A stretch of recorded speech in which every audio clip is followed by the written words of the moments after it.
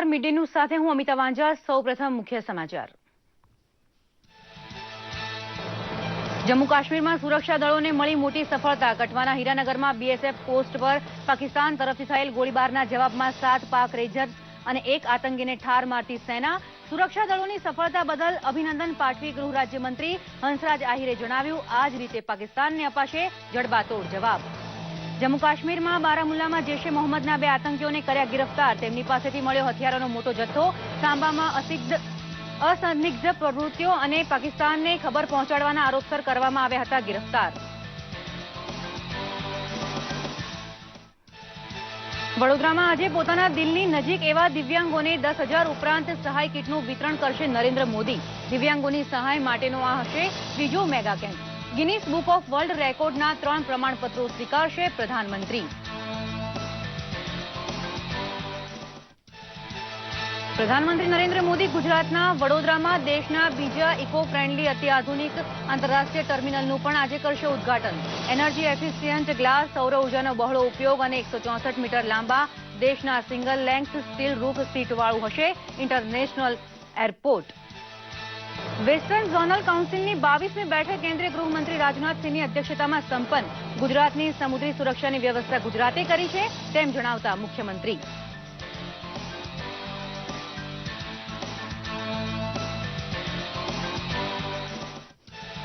Pre vibrant સમિટનો ગઈકાલે પ્રારંભ કરાવતા મુખ્યમંત્રી વિજયભાઈ રૂપાણી સ્ટાર્ટઅપ ગુજરાતીઓના વેપાર કૌશલ્યને બળ પૂરું પાડશે તથા યુવા શક્તિના સથવારે મેક ઇન ઇન્ડિયાનું સપનું સાકાર થશે તેમ જણાવતા મુખ્યમંત્રી 1100 યુવાનો કરશે વિચારોનું આદાન પ્રદાન।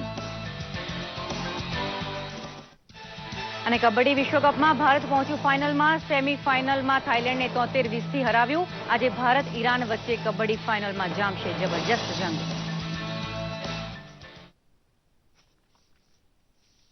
જોઈએ સમાચાર વિગતવાર। બીએસએફે જમ્મુના હીરાનગર સેક્ટરમાં ગઈકાલે એક આતંકવાદી અને 7 પાકિસ્તાની રેન્જર્સને ઠાર માર્યા છે। ગઈકાલે પાકિસ્તાની રેન્જર્સ દ્વારા કઠવાના હીરાનગર સેક્ટરમાં કરેલા હુમલાના જવાબમાં બીએસએફે આક્રમક જવાબ આપ્યો હતો। ગોળીબારમાં બીએસએફનો એક સિપાહી ઇજાગ્રસ્ત બન્યો હતો। ગઈકાલે બપોરે પણ રાજૌરીમાં પાકિસ્તાન તરફથી ફાયરિંગ કરવામાં આવ્યું હતું, જેનો સેના તરફથી જવાબ આપવામાં આવ્યો હતો। દરમિયાન સુરક્ષા દળોએ બારામુલ્લામાંથી જૈશ-એ મોહમ્મદના 2 આતંકીઓને દબોચી લીધા હતા। તેમની પાસેથી AK-47 અને 1 પિસ્તોલ કબજે કરી હતી। દરમિયાન સુચેતગઢ સેક્ટરમાં એલઓસી ઉપર ગઈ રાત્રે પાક દ્વારા મોટર મારો કરાયો હતો, જેમાં કેટલાકના મોત થયાના અહેવાલ છે। સુરક્ષા દળોએ શાંતિથી બોધરાજ નામની વ્યક્તિની ધરપકડ કરીને પૂછપરછ શરૂ કરી છે। બીએસએફ આંતરરાષ્ટ્રીય સરહદ ઉપર સતર્કતા રાખી રહ્યું છે અને કોઈપણ ઘૂસણખોરીના પ્રયાસને નિષ્ફળ બનાવવા તૈયાર છે। કેન્દ્રીય ગૃહ રાજ્યમંત્રી હંસરાજ આહિરે બીએસએફ દ્વારા થયેલી જવાબી કાર્યવાહીને બિરદાવી હતી। તેમણે કહ્યું છે કે સંઘર્ષ વિરામનું ઉલ્લંઘન કરવા બદલ પાકિસ્તાનને જડબાતોડ જવાબ આપવામાં આવશે।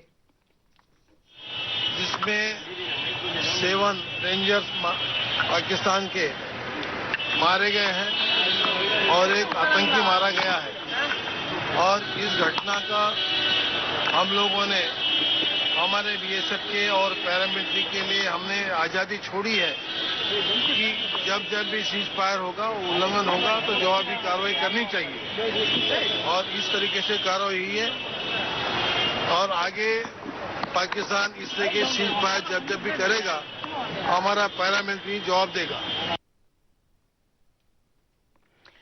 વડોદરામાં આવેલા નવલખી મેદાનમાં પ્રધાનમંત્રી હાજર રહી દિવ્યાંગોને સહાય સાધનોનું વિતરણ કરશે। ગુજરાતમાં દિવ્યાંગોના સહાય માટે આ ત્રીજો મેગા કેમ્પ છે।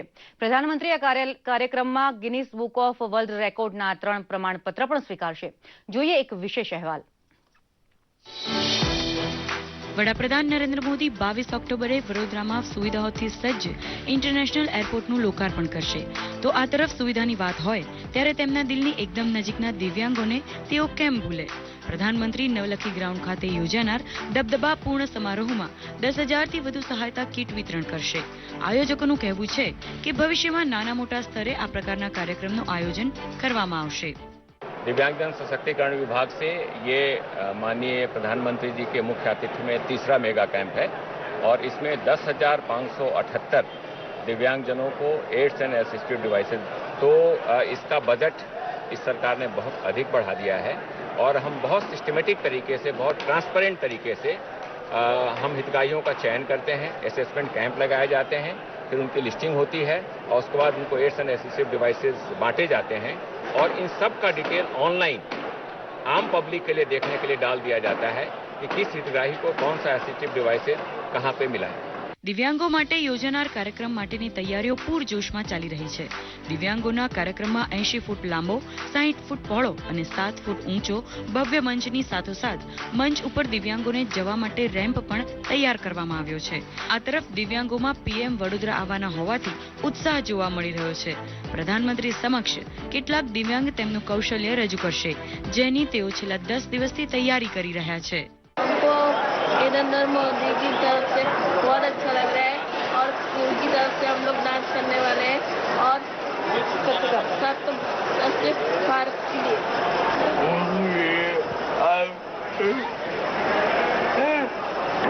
डांस करवाना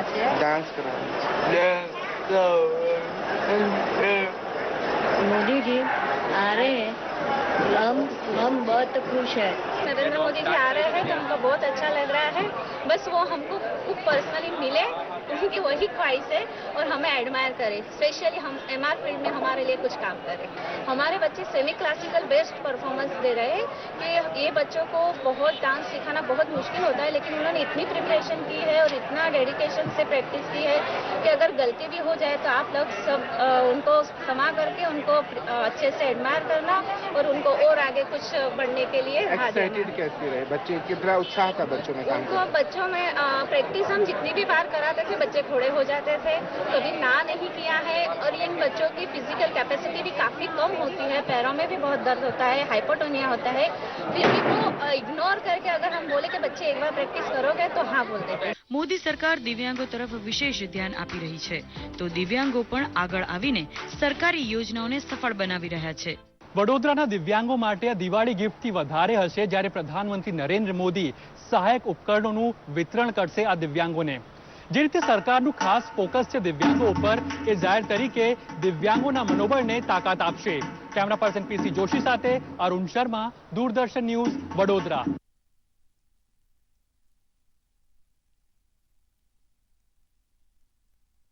જે વડોદરા આંતરરાષ્ટ્રીય હવાઈ મથકે અતિ આધુનિક આંતરરાષ્ટ્રીય ટર્મિનલનું ઉદ્ઘાટન કરશે. આ સાથે ગુજરાતનું પ્રથમ અને ચંદીગઢ બાદ દેશનું બીજો ઇકો ફ્રેન્ડલી આંતરરાષ્ટ્રીય હવાઈ મથક બનશે. આ ટર્મિનલના બાંધકામમાં 160 કરોડનો ખર્ચ થયો છે. તેની ક્ષમતા 1 કલાકના 500 ઘરેલું અને 200 આંતરરાષ્ટ્રીય પ્રવાસીઓની છે. તે 17,500 વર્ગ મીટરમાં બન્યું છે. પ્રસ્તુત છે એક અહેવાલ. વડોદરામાં તૈયાર થયેલું આ ઇન્ટરનેશનલ એરપોર્ટ જોઈને દિલ ખુશ થઈ જાય તેવું છે.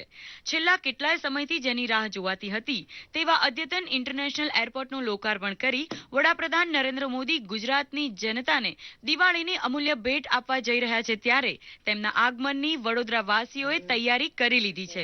એટલું જ નહીં, વડોદરા ઇન્ટરનેશનલ એરપોર્ટનું નવું ટર્મિનલ શરૂ થાય તે પહેલા તેની એક મોટી ખાસિયતને કારણે લિમ્કા બુક ઓફ રેકોર્ડ્સમાં સ્થાન મળ્યું છે.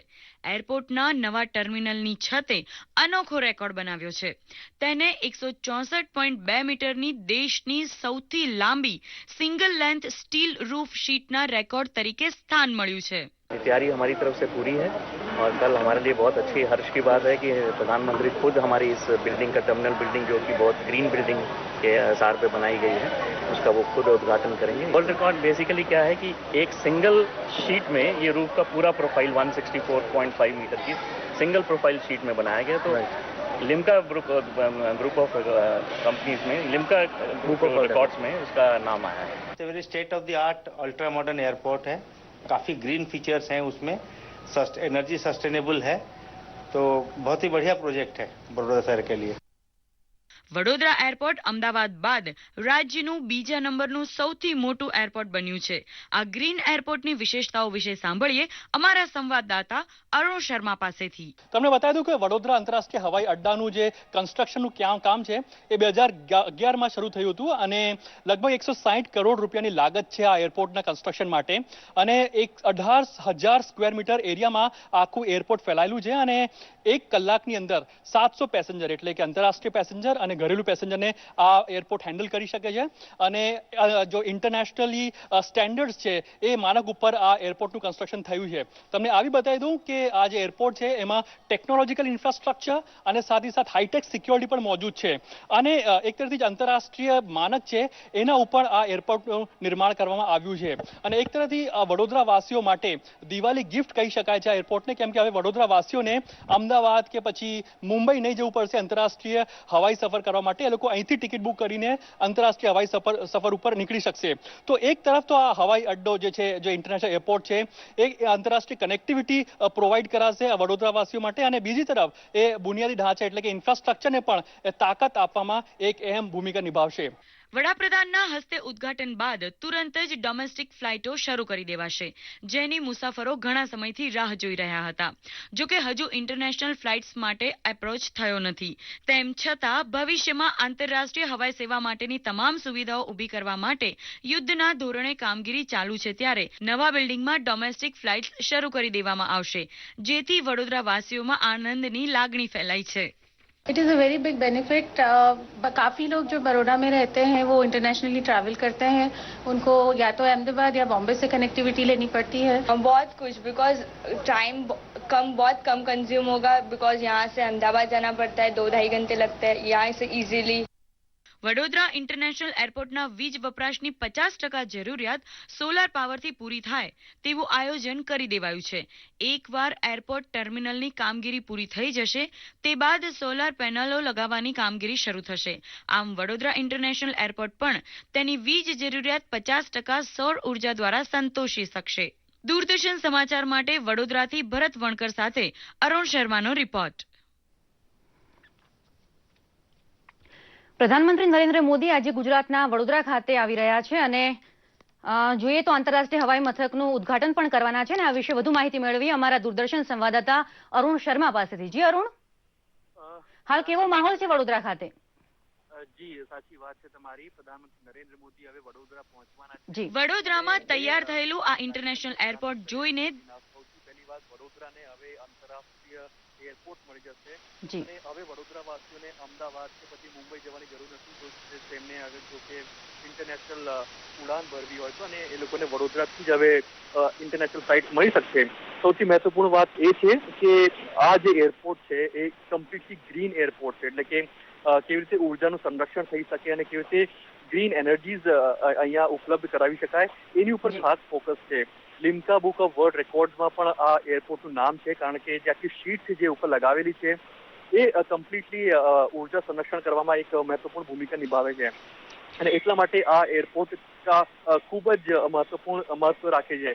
બીજું જે કાર્યક્રમ છે પ્રધાનમંત્રી નરેન્દ્ર મોદીનું, ત્યાં આખી સરકારનું જે ફોકસ છે દિવ્યાંગો ઉપર છે. દિવ્યાંગો સાથે જે પ્રધાનમંત્રી નરેન્દ્ર મોદી ત્યાં હશે.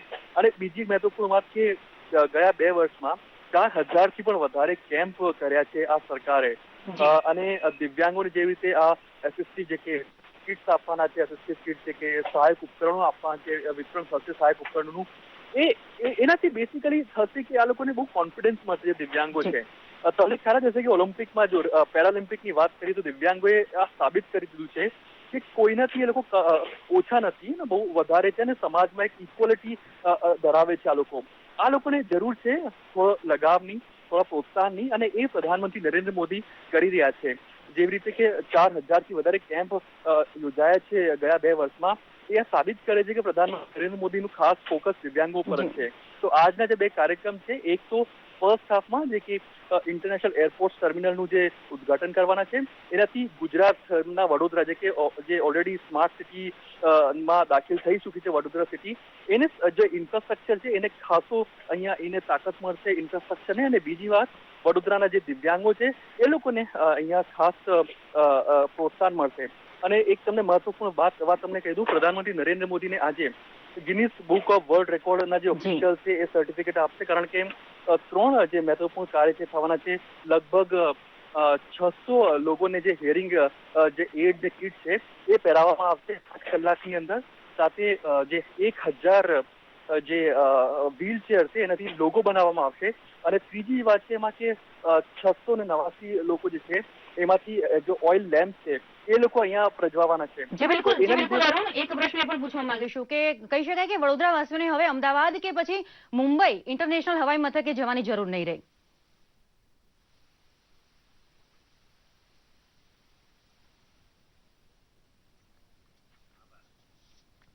જી અરુણ, સમગ્ર માહિતી આપવા બદલ આપનો ખૂબ ખૂબ આભાર.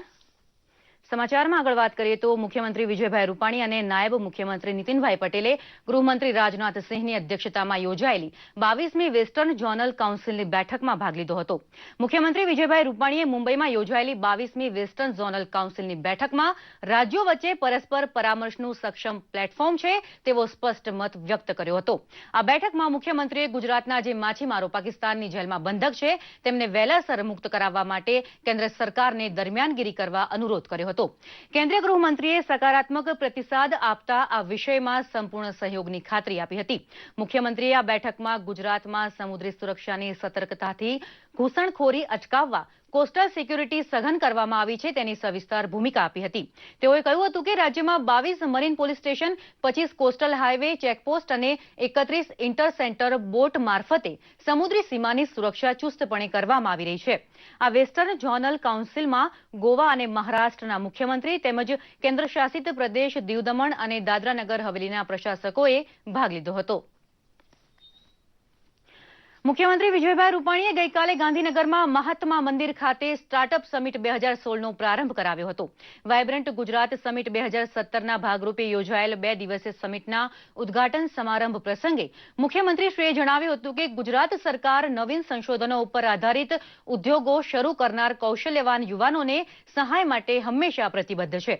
આ કાર્યક્રમમાં મુખ્યમંત્રીએ ગુજરાત સહિત દેશભરના 1100 જેટલા યુવા સ્ટાર્ટઅપ દ્વારા તૈયાર કરેલા આવિષ્કારોનું પ્રદર્શન પણ નિહાળ્યું હતું. નોબેલ પ્રાઇઝ વિજેતાઓના શોધ સંશોધનોથી યુવા સ્ટાર્ટઅપને પ્રેરણા મળી રહે તે માટે ખાસ સત્રોનું વાયબ્રન્ટ સમિટ દરમિયાન આયોજન પણ કરાશે. આવા યુવાનોના પ્રોત્સાહન માટે રાજ્ય સરકારે ખાસ સ્ટાર્ટઅપ પોલિસીની રચના કરી હોવાનું મુખ્યમંત્રીએ ઉમેર્યું હતું. દેશના યુવા ધનની સર્જનાત્મક શક્તિનો યોગ્ય વિનિયોગ થાય તો ભારત ચોક્કસપણે મહાસત્તા બને તેવો વિશ્વાસ મુખ્યમંત્રીએ દર્શાવ્યો હતો. નરેન્દ્રભાઈની પણ કલ્પના છે કે સ્ટાર્ટઅપ ઇન્ડિયા દેશભરના યુવાનો એ નવા ઇનોવેશન સાથે આગળ વધે એ ઈચ્છા છે એમની.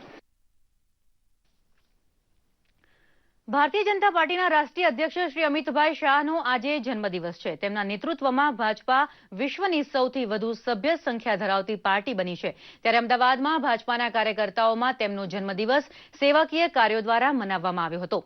અમદાવાદમાં સિવિલ હોસ્પિટલ ખાતે શહેર પ્રમુખ જગદીશ પંચાલ અને આઈકે જાડેજાના નેતૃત્વમાં રક્તદાન કેમ્પ યોજવામાં આવ્યો હતો તથા પીડિયાટ્રિક વોર્ડમાં બાળકોને ફૂડ વિતરણ કરવામાં આવ્યું હતું. તો નવા વાડજ વોર્ડ ખાતે પંડિત દીનદયાળ ઉપાધ્યાય સ્મૃતિ ટ્રસ્ટ દ્વારા થેલેસેમિયાથી પીડાતા બાળકો માટે રક્તદાન શિબિર તથા મ્યુનિસિપલ શાળાના બાળકો માટે ડેન્ટલ કેમ્પનું આયોજન કરવામાં આવ્યું હતું.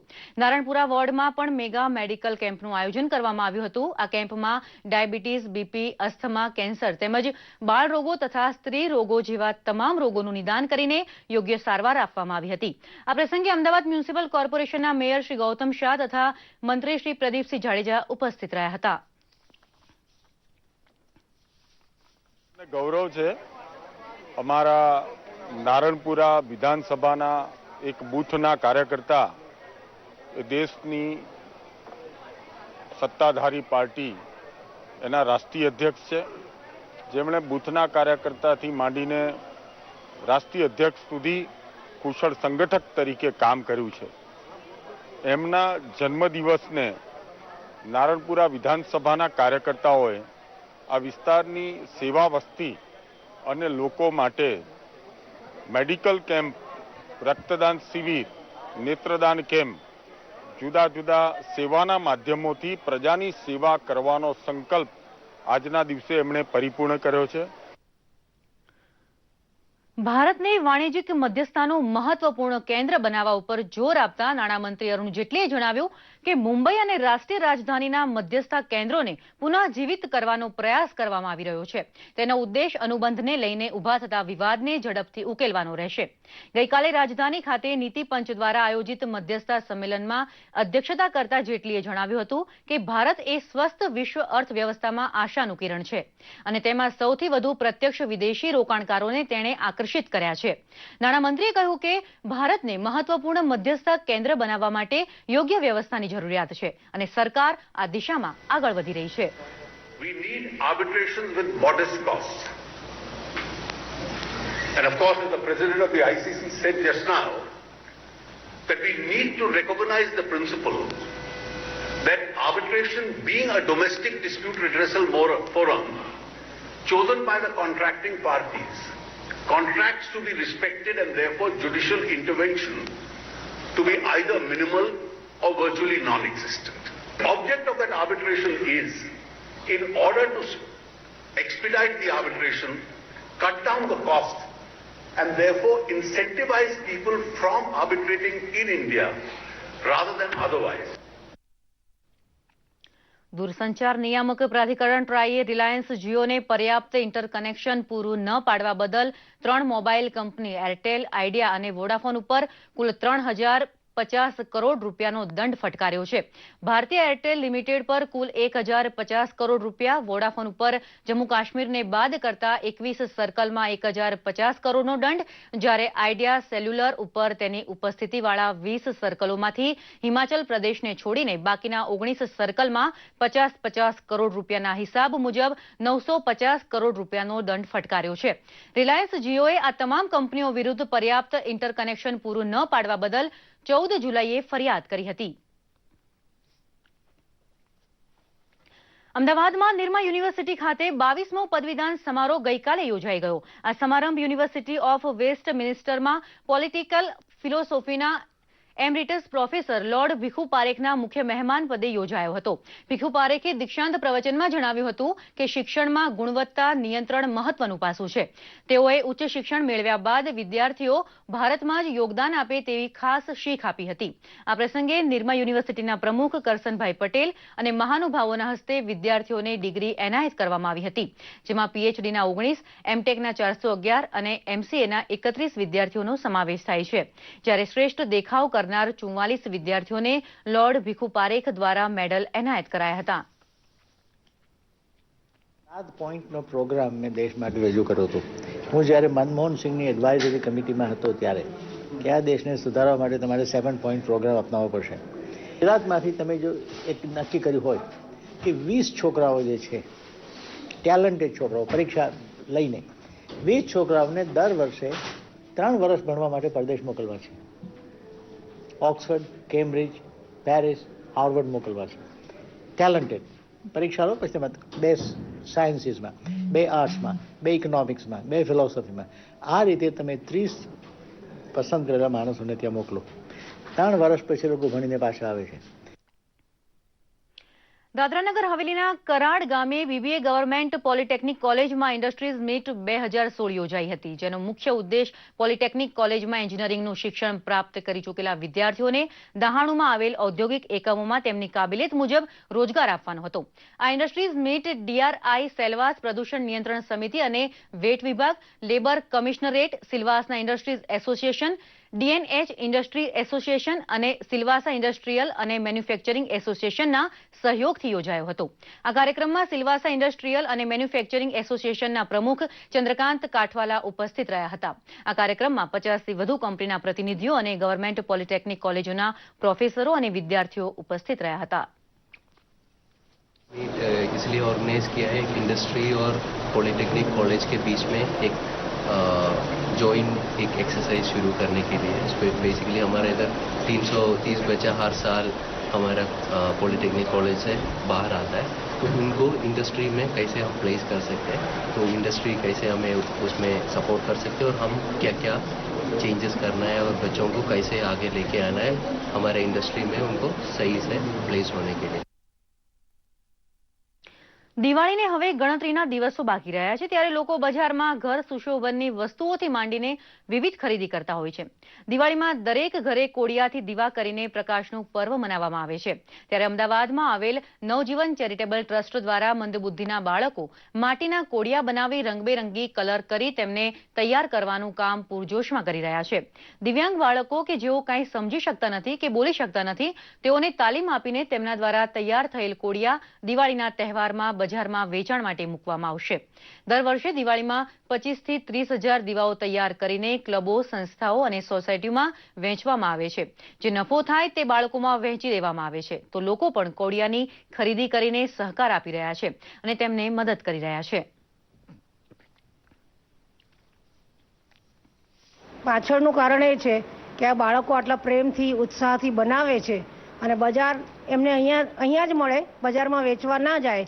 તો અમે એમના બનાવેલા કામને, કરેલા કામને સાર્થક કરવા ઈચ્છીએ છીએ અને એમને બને ત્યાં સુધી જેટલું વળતર મળે એ આપવાની કોશિશ કરીએ છીએ. અમે એમને પ્રોત્સાહન આપવા માટે બને એટલા લોકોને બતાવીએ છીએ અને અમે અત્યારે પણ આવ્યા છીએ અને ફરી પણ અમે દિવાળીના દિવસમાં એમની પાસેથી લેવા આવીશું. અમે અહીંયા લોકો મીન બનાવીએ છીએ, કોડિયા બનાવીએ છીએ, તો પેલું આ બનાવીએ છીએ.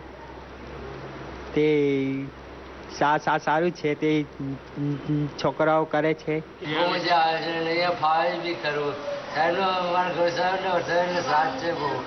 પહેલા તો એ લોકો નિરસતા દાખવે છે, પણ પછી અમે જ એમને નમૂના આપીએ છીએ કે તમે આ નમૂના જુઓ, તમને લાગે તો પછી અમારી પ્રોજેક્ટ, અમારા બાળકોએ બનાવેલી પ્રોજેક્ટ ખરીદજો. તો નમૂનાઓ જ્યારે એ લોકો જુએ છે અને અમારા બાળકોનું કામ જુએ છે ત્યારે એ લોકોને ખૂબ જ આનંદ આવે છે અને એ લોકો બીજા લોકોને પણ લઈને પછી ખરીદવા માટે આવે છે અને સારો રિસ્પોન્સ મળે છે અમને. કેન્દ્ર શાસિત પ્રદેશ સેલવાસ ખાતે રેડક્રોસ સોસાયટી સંચાલિત જિલ્લા દિવ્યાંગ પુનર્વસન કેન્દ્રમાં ભણતર સાથે તાલીમ મેળવતા આર્ટ અને ક્રાફ્ટ વિભાગના દિવ્યાંગ બાળકો દિવાળીના તહેવારની ઉજવણીમાં સહભાગી બન્યા છે. દિવ્યાંગ બાળકોએ તૈયાર કરેલા રંગબેરંગી દીવડાઓ, ફ્લાવરવાસ, કલાત્મક મીણબત્તી અને કાર્પેટ પગલૂછણિયા તૈયાર કરી ભેટ તરીકે આપવાની મહેચ્છા બતાવી રહ્યા છે. સોશિયલ મીડિયામાં આજે કઈ ખબર રહી ચર્ચામાં, કયા સમાચારોને લોકો વધુ પસંદ કરી રહ્યા છે અને ટ્વિટર, યુટ્યુબ પર હાલનો ટ્રેન્ડ શું ચાલી રહ્યો છે? નજર કરીએ સોશિયલ મીડિયાની હાલચાલને રજૂ કરતા આ અહેવાલ પર.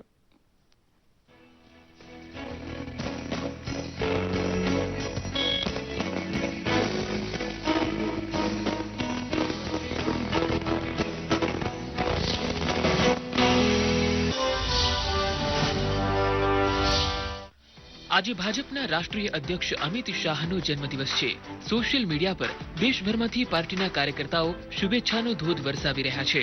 ત્યારે પ્રધાનમંત્રી નરેન્દ્ર મોદીએ પાર્ટી અધ્યક્ષ અમિત શાહને ટ્વીટ કરી શુભેચ્છા પાઠવી અને તેમના સારા સ્વાસ્થ્યની કામના કરી હતી. ગૃહમંત્રી રાજનાથસિંહ અને આરોગ્ય મંત્રી જેપી નડ્ડાએ પણ અમિત શાહને ટ્વીટ કરી જન્મદિવસની શુભેચ્છા પાઠવી હતી. તો આજે શહીદ અશફાક ઉલ્લા ખાનની જન્મજયંતિ છે. ત્યારે ભાજપ અધ્યક્ષ અમિત શાહે ટ્વીટ કરી મા ભારતીની સ્વાધીનતા માટે હસતા હસતા ફાંસી પર ચઢનારા અમર શહીદ અશફાક ઉલ્લા ખાનને નમન કર્યા હતા. તેમની આ ટ્વીટને અસંખ્ય લાઇક મળી રહી છે. માળખાકીય ક્ષેત્રે જાયન્ટ કંપની જીએમઆર અને એસએલ સહિત વિવિધ કંપનીઓ ભારતીય રેલવે સ્ટેશનોને રીડેવલપમેન્ટ કરવાની યોજના પર વિચારણા કરી રહી છે. ઇન્ડિયન રેલવે મંત્રાલયે આ અંગેના એક લેખને ટાંકતા આ માહિતી ટ્વિટર પર પોસ્ટ કરી છે. પીપીપી ધોરણે 400 રેલવે સ્ટેશનોનો પુનઃ વિકાસ કરવા માટે સરકાર કામ કરી રહી છે. રેલમંત્રી સુરેશ પ્રભુએ પણ આ ટ્વીટને રીટ્વીટ કર્યું છે. ગુજરાત સરકારના 4.6 લાખ કર્મચારીઓ દિવાળી પર્વ આનંદ ઉલ્લાસથી ઉજવી શકે તે માટે ઓક્ટોબર 2016નો પગાર તારીખ 24, 25 અને 26 ઓક્ટોબર સુધીમાં રાજ્ય સરકાર તરફથી ચૂકવી દેવામાં આવશે એવો નિર્ણય કરાયો છે. મુખ્યમંત્રી કાર્યાલયના સત્તાવાર ટ્વિટર પેજ પર આ માહિતી પોસ્ટ કરવામાં આવી છે, જેને અસંખ્ય લાઇક મળી રહી છે. ફિલ્મ અભિનેતા અક્ષય કુમારે પોતાની આગામી ફિલ્મ ગોલ્ડનું પોસ્ટર પોતાના ટ્વિટર પેજ પર રિલીઝ કર્યું હતું. ભારતીય ખેલ જગતના ઇતિહાસમાં આઝાદી પછી ભારતમાં પ્રથમ ગોલ્ડ મેડલ અને તેના સંઘર્ષની કહાની આ ફિલ્મમાં જોવા મળી શકે છે. આ ફિલ્મ 15 ઓગસ્ટ 2018ના રોજ રિલીઝ થશે. આ ફિલ્મમાં અક્ષય લીડ રોલમાં જોવા મળશે. અક્ષય કુમારના આ ટ્વીટને હજારો લાઇક મળી રહ્યા છે. સોશિયલ મીડિયા ડેસ્કથી પંકજ શર્માનો રિપોર્ટ, દૂરદર્શન સમાચાર, અમદાવાદ. અત્યારે બસ આટલું જ. વધુ સમાચાર માટે જોતા રહો દૂરદર્શન સમાચાર. નમસ્કાર.